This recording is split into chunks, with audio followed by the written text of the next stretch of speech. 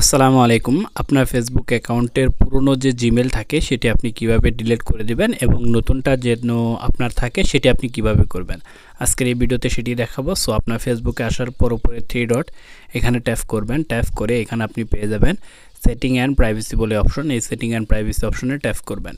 Setting and privacy অপশনে tap করার পর এখানে আপনি পেয়ে যাবেন সেটিং অপশন। সো সেটিং অপশনে ট্যাপ করবেন।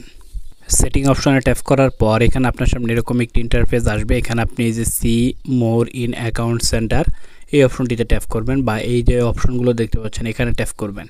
ট্যাপ করার পর এখানে আপনার সামনে এরকম একটি ইন্টারফেস আসবে। এখানে আপনি পেয়ে যাবেন পার্সোনাল ডিটেলস। এই পার্সোনাল ডিটেলসে ট্যাপ করবেন।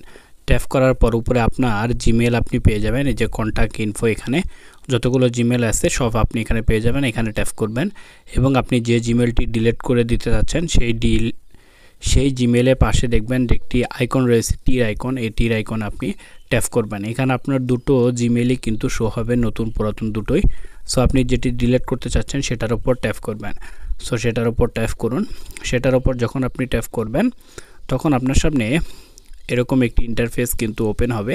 এখানে আপনি দেখতে পারবেন ডিলিট ইমেল অ্যাড্রেস। এই ডিলিট ইমেল অ্যাড্রেসে আপনি ট্যাপ করবেন এবং এখানে আপনার অ্যাকাউন্টটি কিন্তু শো হবে।